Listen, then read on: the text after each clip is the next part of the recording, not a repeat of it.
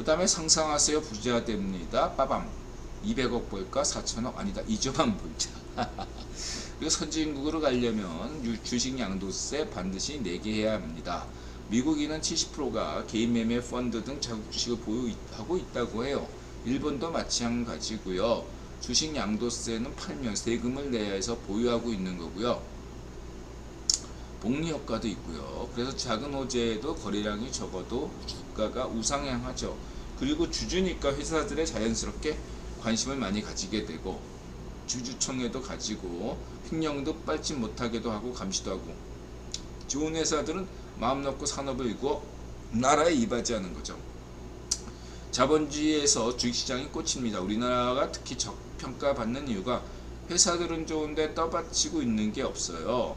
우리나라는 세금 안 내니까 단타 단기 매매에 치중하고 본인이 투자하는 회사에는 관심도 없어요.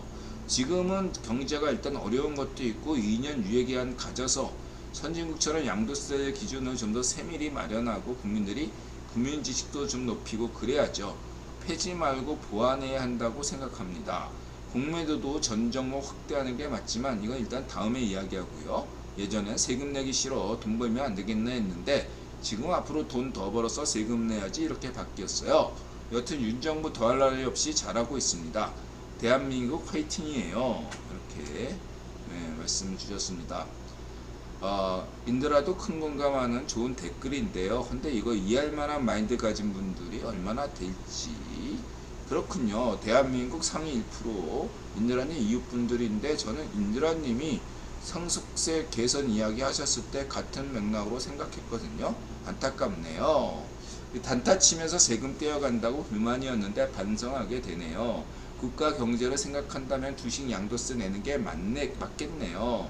성렬형 정부를 시작으로 선진화가 이제 막 시작을 한 상황에서 세금을 선진국처럼 걷자는 것은 말이 안 되는 이야기입니다.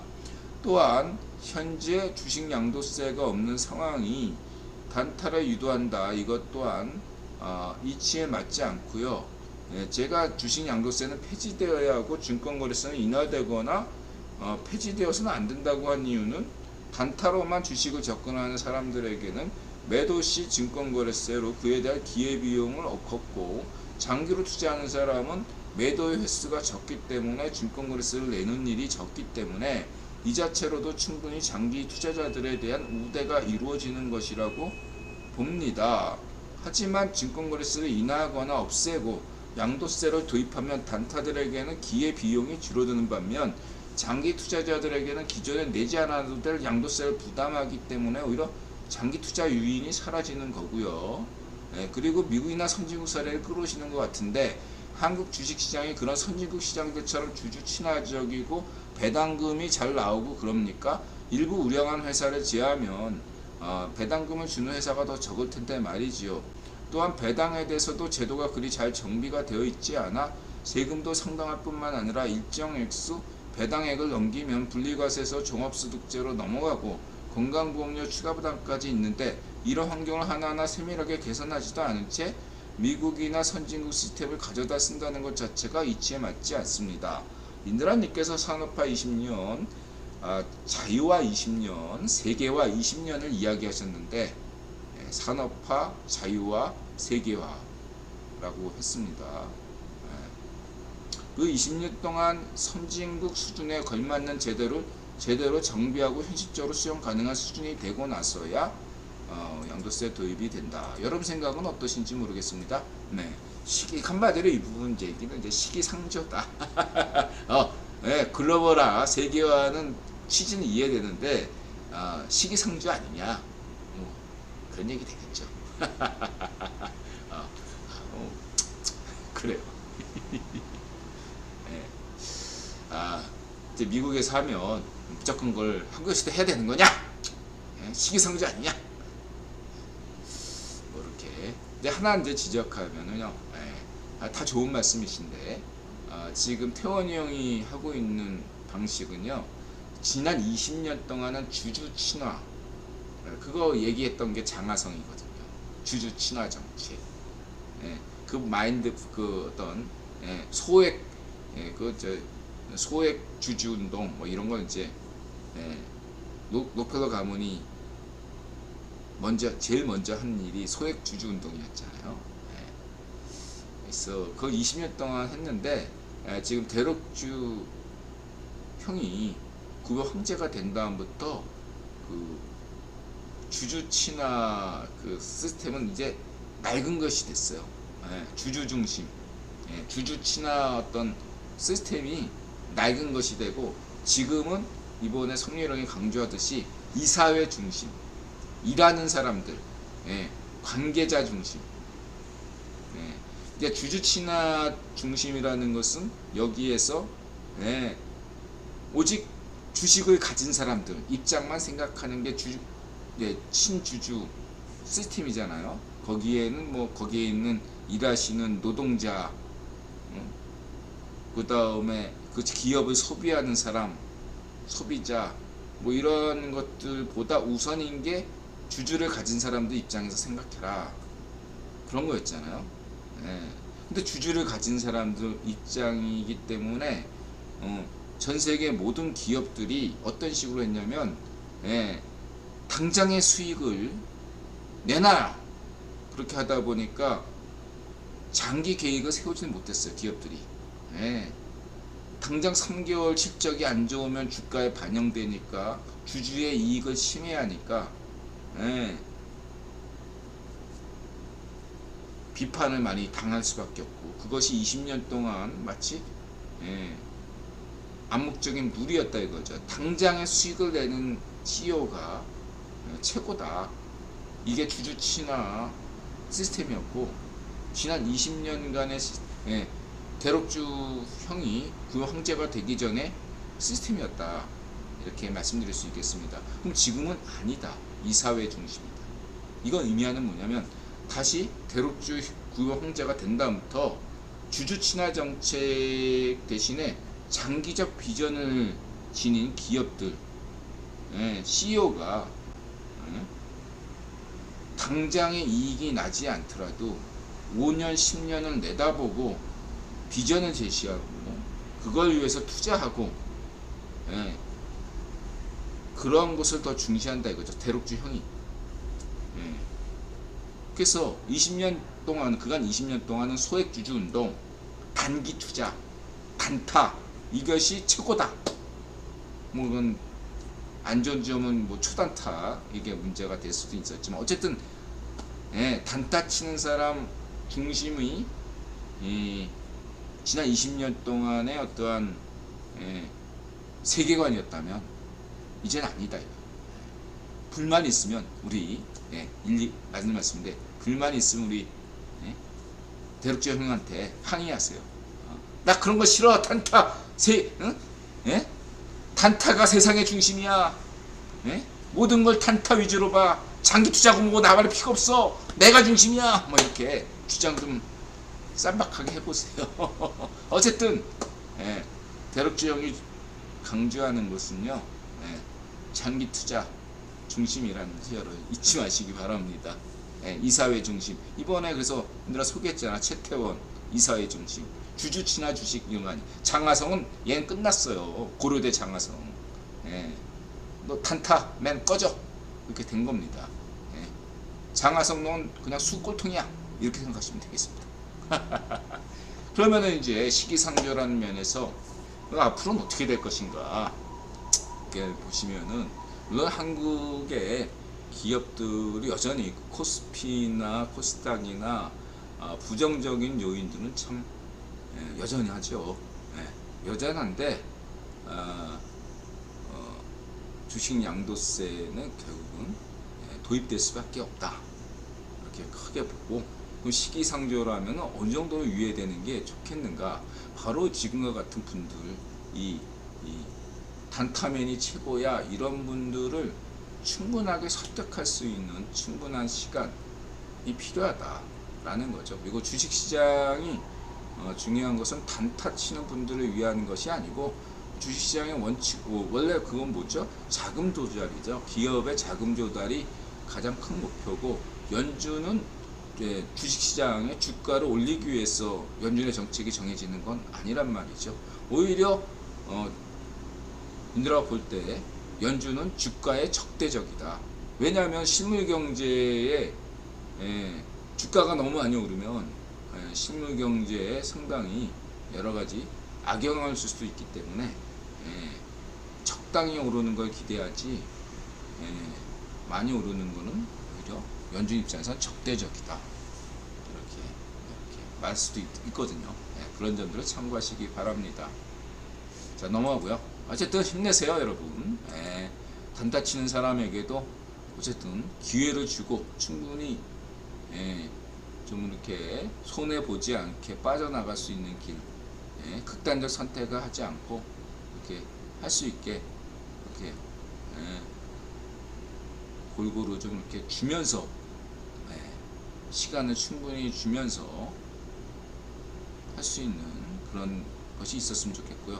그리고 이분처럼 그 관련 특정 기업의 사건에 대해서는 빨리 이것이 성렬형 정부, 이게 문전비 때 이루어지는 일이기 때문에 성렬형 정부에서 진상을 잘 파악하셔가지고 빨리 이 문제가 원상 회복이 되기를.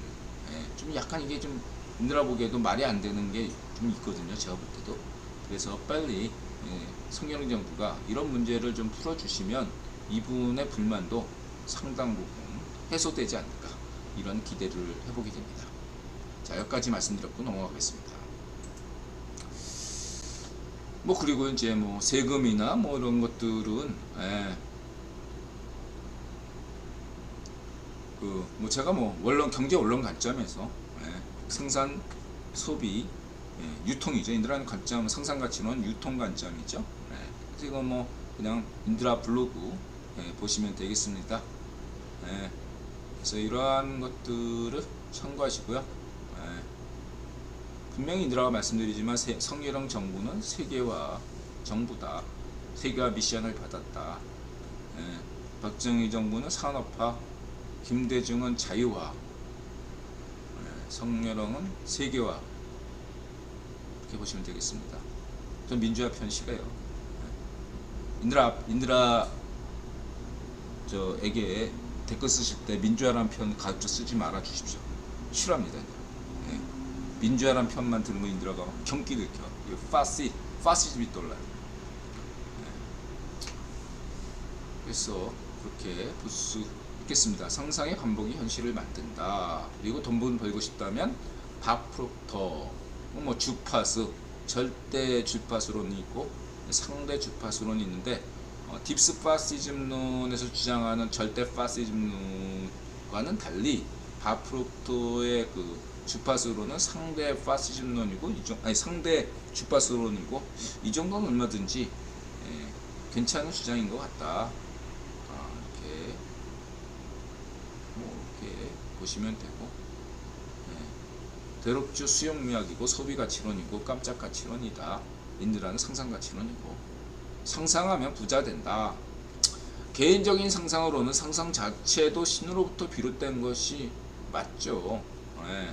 돈이 되는 긍정적인 상상이라면 신의 뜻이 반영된 거죠. 맞아요. 근데 이제 우리 이런 얘기를 할 때 저는 그렇게 생각해요. 평상시에 어떤 분은 뭐 그거는 신과의 문제는 순전히 각자의 문제예요. 이게 일반화 될 수가 없어요, 절대로. 인드라가 신에 하고 이렇게 한 방식은 결코 일반화 될 수 없어요. 누구든지 다 마찬가지예요. 거기에 누가 낄 틈이 없다고 생각해요. 신과 인간의 관계에서 다른 인간이 낄 여지가 없죠. 그냥 인드라는 그렇게 생각해요. 그냥 님도 맞고 인드라가 그냥 자기가 편한 대로 생각하면 돼요. 저는 그냥 평상시에는 신을 생각 안 해. 인간의 한계인지 모르지만 그냥 신을 별로 생각 안 하고요.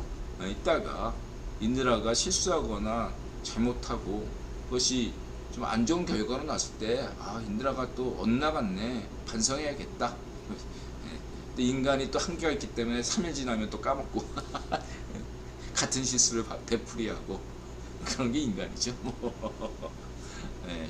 어쨌든 자기가 잘 나갈 땐 구약에도 써 있잖아. 인간이란 게 지가 잘 나갈 때는 신의 덕분이 아니라 자기가 잘해서 라고 생각하기 때문에 신을 생각 안 해.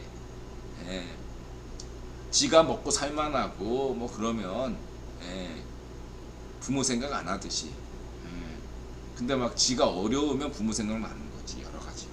예, 그런 이치예요. 신도 마찬가지지. 예? 신이 막 이렇게 그냥 인간을 잘하면 인간이라는 게 신을 생각합니까? 구약에다 나와 있어. 예, 내가 잘나서 왕이 됐지 이렇게 생각하지, 신이 왕으로 임명했다 이런 생각 전혀 안 하거든. 예, 그래서 왕에서 쫓겨났을 때라야 신을 생각하죠. 그때부터 인간이 그렇게 돼 있어. 그렇게 생겼는데 화장실 들어갈 때 나올 때가 다른 게 인간인데 어떡할 거야. 자, 그렇게 말씀드리시고요. 근데 어떤 분은 난 그래도 일반적인 인간으로 살지 않겠다, 매일같이 신만 생각하겠다. 그건 그분의 방식이고 저는 그냥 다 존중해요. 그렇게 말씀드릴 수 있겠습니다. 자, 그 다음에 뭐 하원특위, 트럼프 이사당 난임에 책임 있어. 그래서 뭐 이거 이렇게 나오네요. 이방카도 윌리엄 바 법무장관을 존경합니다.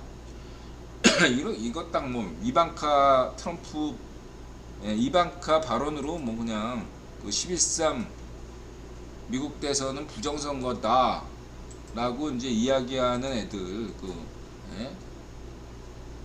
반쪽 아베 잔당빠들의 음모론은 다 끝난 거죠. 반쪽 아베 잔당빠들이 줄기차게 주장했던 게 뭐죠? 11.3 미국 대선은 부정선거가 맞고 4.15 한국 4.15 총선은 정상적인 선거였다. 이게 반쪽압의 잔당빠들의 주장 아니었습니까? 힘들어. 그래서 강조하는 거죠. 반쪽압가 그래서 되졌다. 11.3 미국 대선은 정상적인 선거였고요. 바이든 형은 정당한 대통령이다. 트럼프가 사기친 거다. 멕시코 대통령, 지금 멕시코 대통령이 트럼프하고 같은 과거든. 멕시코 걔하고 반쪽압에 트럼프 같은 과예요. 말하자. 그래서 지금 좌우파는 중요하지 않아. 멕시코 걔도 지금 약간 멕시코의 문좀비 같은 약간 좌이파쇼 성향이 있어요. 걔도 완전한 멕시코 걔가 좌이파쇼는 아닌데 좌이파쇼 성향이 있어요. 아무튼간에 트럼프는 사기친 거고 4.15 부정선거는 부정선거 맞아요. 이렇게 보시면 되겠습니다. 그래서 변호범 좌익 파시스트들은 믿으면 안 된다. 내각제 음모론, 무슨 정경론 음모론, 뭐 11.3 대선 부정선거론 다 허구로 드러났잖아요. 이들을 다 쌈박하게 정리했고요. 변호범이 주장하는 것 중에 99%가 다 내가 볼 때는 근거가 전혀 없는 겁니다. 한 100개 주장하면 하나 맞을까 말까, 그 정도다. 이렇게 말씀드리시고요. 김영교, 그래서 이제 VOA 비용, 김영교다. 이렇게 말씀드리고 싶고요. 그 다음에 우리나라에서 군수산업과 군산복합체 영업이익률은 일반적으로 3%에 5% 낸다고 합니다. 산업규모를 반도체에 비할 수 없을 정도로 작고 돈이 안 됨에도 불구하고 군수산업과 군산복합체는 반도체 산업 못지않게 중요합니다. 폴란드 정부가 똥줄 타서 저러는 거 충분히 이해가 됩니다. 아니, 그러니까 산업 규모가 뭐 저런 걸로 따지는 거는 중공업이 다 그렇죠. 자동차도 그렇고요. 수익률은 자동차 산업이 떨어져도 그 자동차 산업의 1차 협력자체, 2차 협력자체 뭐 이런 것들 다 하면 그 고용 인력이 굉장히 크죠. 그런 것들 따지면 뭐 좀 조선도 그렇고 중공업 분야들이 다 그렇죠. 근데 그것은 좀 시대 정신하고 인드라들이 강조하지만 갈수록 지금 DIT 산업에 비해서 이 화석 중심 중공업 제조업은 갈수록 그 영향력을 잃어갈 수밖에 없다. 이렇게 보시면 되겠습니다. 계속 대체됩니다. 계속 대체되고 그렇기 때문에 영향력은 계속 줄어들 수밖에 없다. 갈수록. 지금 힘을 여전히 내는 것은 고용 인원이 여전히 많기 때문이다. 근데 예를 들면 자동차에서 전기차로 딱 바뀌면 어떻게 되죠? 부품 수가 2만 개였던 게 2천 개로 딱 줄어들어. 이게 의미하는 바가 있다고요. 그럼 이게 자동차 분야에만 있어지는 것이 아니라는 거죠. 자동차에서 배터리로 간다면 이제 이것이 헬기, 비행기 다 적용이 된다. 탱크까지 결국 언젠간 다 된다 이거죠. 그럼 더더욱더 우리가 흔히 생각하는 냉전 시대에 필요해서 만든 국유원이 만든 개념이 군산복합재 음모론이거든요. 그래서 점점 갈수록 그것은 의미가 없어지고 있다. 이렇게 말씀드릴 수 있고요. 어쨌든 중요한 건 여전히 아무리 그거 뭐 10년 뒤, 20년 뒤에는 없어진다고 하더라도 의미가 없어진다고 해도 여전히 뭐 있지 않냐? 맞습니다. 그건 맞죠. 폴란드하고 마냥 러시아하고 마주하고 있으니까 그런 거고요. 그다음에 이제 인드라 선생이 길을 걷다가 78대 22 법칙이 영향이 있는데 어떻게 생각하시나요? 그래서 이거 뭐 인드라가 얘기했잖아. 78대 20이라는 것은 말하자면은 노래방 법칙이다. 이렇게 보시면 되겠습니다. 그래서 전 세계 구분 귀족을 뭐 한다면 그 안에 1%, 21%, 78%가 분류가 될 수 있죠. 그렇죠? 그러면은 이런 경우에는 그냥 간단하게 생각해서 한국에서 그거는 세계적인 차원이고 세계적인 차원에서 태원이 형은 1% 안에 들어갈까요? 여러분 생각해 보세요. 수많은 그건 기적이 있는데 태원이 형이 1% 안에 들어갈 수 있다고 보십니까? 아직은 아니지만 인드라 생각 여러분도 아닐 거라고 생각하지. 근데 1% 안에 들어갈 수도 있다. 이렇게 저는 태원이 형이 어떻게 하냐 앞으로 하기 나름이라고 저는 보고 있습니다. 그러나 1%가 아직은 아니죠. 그러나 중요한 건 태원이 형이 한반도 넘버원이란 말이죠. 한반도 넘버원. 한반도에서는 어떠냐? 한반도에서는 태원이 형이 1%죠. 그렇죠? 구건 귀족이 100명이라면 그 중에 단 한 명이 1%, 단 한 명, 100명, 구건 귀족이 한 명이면 100명이면 태원 형이 당연히 원톱이니까 1%죠. 그렇죠? 근데 한국의 구건 귀족이 100명만 있냐라고 한다면 100명만 있는 건 아니죠. 얘들아 볼 때 1000명은 되지 않나 생각합니다. 1000명. 여러 가지 이렇게 생각해 봤을 때 박지원도 구분 기적이잖아요. 역대 한국은행 장 이런 사람들 생각해 보면 홍준표도 구분 기적 아니야. 그래서 한 1000명은 되는데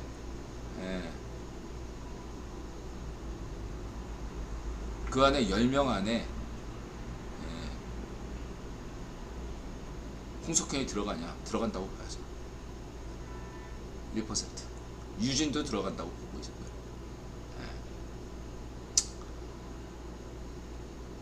이렇게 볼 수 있겠습니다. 그래서 여러분들이 10명을 추려내면 돼. 한 1000명 정도 있다. 그럼 구경귀족이 여러분 생각에 딱 떠오르는 10명 정도는 1% 안에 있는 거죠.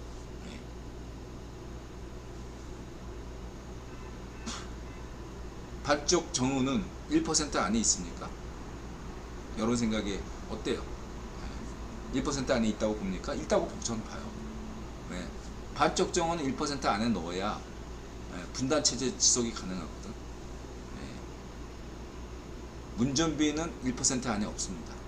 그러나 반쪽 정우는 그 1% 안에 있을 확률이 높아요. 제가 볼 때. 그쵸? 그렇게 보시면 되겠습니다. 아유, 그렇게 간단하게 봐야 돼요. 그냥 규모를 생각하고 한반도에서 아유, 세계적 차원에서 예, 예, 따지면 1% 안에 들어가겠냐. 예, 생각해보면 한국의 위상이 아직까지 그렇게까지 크진 않죠. 예, 그렇게 보시면 되겠습니다. 그럼 이재용은 1% 안에 드냐? 예, 응? 제드래곤은 1% 안에 있냐? 예. 여러분 생각 어떠세요? 논란의 여지가 많을 것 같은데. 예. 저는 정치인들은 예, 반쪽 정원 빼고는요, 성열형도 1% 안에 있다고 생각하지 않아요. 근데 제드래곤은 1% 안에 있을 수 있어요. 이 나라 얘기죠. 예? 정경유착이 아니라 경정유착이다. 이 나라는 경제인 중심이에요. 예. 상국위원회도 경제인 중심이고 CFR도 결국은 경제인 중심으로 보셔야 돼요. 예. 정치인을 우선으로 생각하는 것 자체 발상이 제가 볼 땐 접근이 후진국적 접근이다. 경제인 중심으로 생각하는 방식이 중요하다. 그게 구분 역사였잖아요. 그래서 역대 대통령들 뭐 이제 뭐 현실이 현재가 중요하니까 하여튼간에 성혜령이나 뭐 문전비나 박근혜 대통령 모두가 1% 안에 국내적 차원에서 있지는 않지만 그래도 21% 안에는 다 있죠. 대통령을 했으면 21% 안에는 있죠. 이렇게 보시면 되겠습니다. 그렇죠? 그리고 이제 어디까지 제국일까? 미국, 일본, 영국은 제국이지만 중국, 독일, 프랑스, 러시아, 인도도 제국이죠. 인드라가 얘기했잖아요. 구원 바깥은 없다. 맥공이 시파르도 푸틴도 모디도 구원 임명하잖아요. 그랬을 때 저는 제국이라는 개념을 어떻게 정리하느냐가 굉장히 좀 사회과학적으로 여러 가지로 생각해 볼 수 있는 여지가 많고, 그런데 저는 지금 질문 주신 개념은 미국, 영국 뭐는 제국이지만 했을 때 이 제국이라는 표현은 긍정적인 의미로서 쓰신 거잖아요. 긍정적인 의미라면 그런 의미에서 본다면은 뭐 러시아나 인도도 제국이죠. 주변 국가에 영향력을 가지고 있다는 것 자체가, 인도도 방글라데시나 주변 국가 스리랑카 같은 나라에 영향력을 가지고 있어요. 주변 국가에. 일단은 그런 나라면은 제국이라고 표현하는 것이 그렇게 적절한 표현입니다. 영국이나 프랑스 안보리 국가는 물론이고 일본이나 독일도 제국이라고 표현할 수 있죠. 주변국에 유로화는 사실상 마르크화이기 때문에 영향력이 있잖아요. 그러니까 독일, 일본은 지금 동아시아와 동남아시아에 영향력을 갖추기 때문에 여전히 마찬가지로 제국이고, 한국은 그럼 어떠냐? 한국은 아직까지 제국은 아니죠. 주변국의 어떤 K 문화 이걸로 영향을 주지만은 이거 상당하죠. 이걸 무시할 수는 없지만 그래도 아직은 제국이라고까지 하기에는 대한민국의 역량이 좀 부족한 것은 현실이지만, 그에 비해서 러시아나 인도, 브라질 뭐 이런 나라들은 제국이라고 볼 만한 것이다. 그 기준은 영향력이다. 이렇게 말씀드릴 수 있겠고요. 그래서 한국도 영향력이 커지면 인도태평양 중심 국가가 되면 제국이 되는 거죠. 중국, 독일, 프랑스, 러시아, 인도 모두 제국입니다. 그래서 왕국의 수도인 서울에서 시장이면 그건 기적이긴 하나, 왕국이기 때문에 78%의 기적, 세훈이 형은 78% 기적. 그러니까 이거는 세훈이 형에 대해서 이제 인드라가 얘기한다면 한국, 그러니까 뭐 전 세계적 기준은 뭐 말할 것도 없고 한국적 기준에서 세훈이 형이 10명 안에 들어가느냐, 여러분 생각 어떠세요? 인드라가 한국의 구병 기족은 한 1000명 정도로 본다 라고 했을 때 10명 안에 들어가겠냐, 세훈이 형이 생각해 보시면. 그러나 21명, 200명 안에는 세훈이 형이 들어가죠. 세훈이 형이 200명 안에는 들어갈 수 있다고 저는 봅니다. 그 정도는 된다, 세훈이 형이.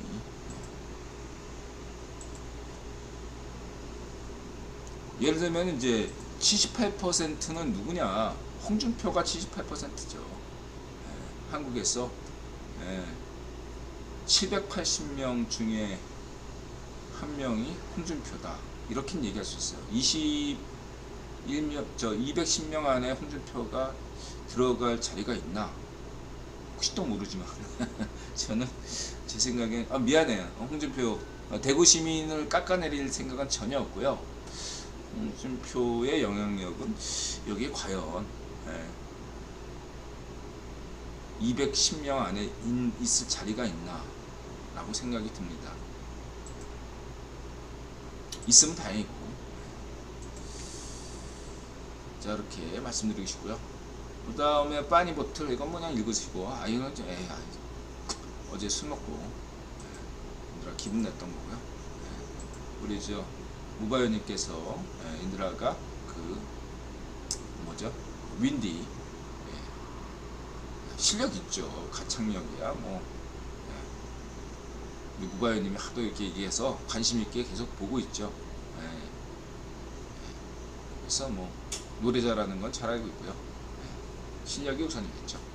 그냥 헛소리라고 생각하세요. 인드라가 괜히 그냥 어저께 노래 듣다가 보니까 헛소리 한 겁니다. 자, 여기까지입니다, 여러분. 윈터. 자, 이렇게 이해해 주시고요. 방송을 끝내도록 하겠습니다. 끝까지 시청해 주셔서 고맙습니다. 일찍 집에 가겠습니다.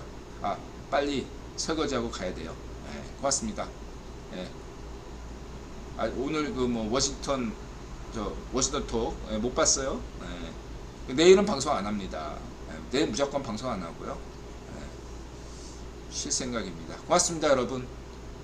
월요일날 뵐게요. 고맙습니다.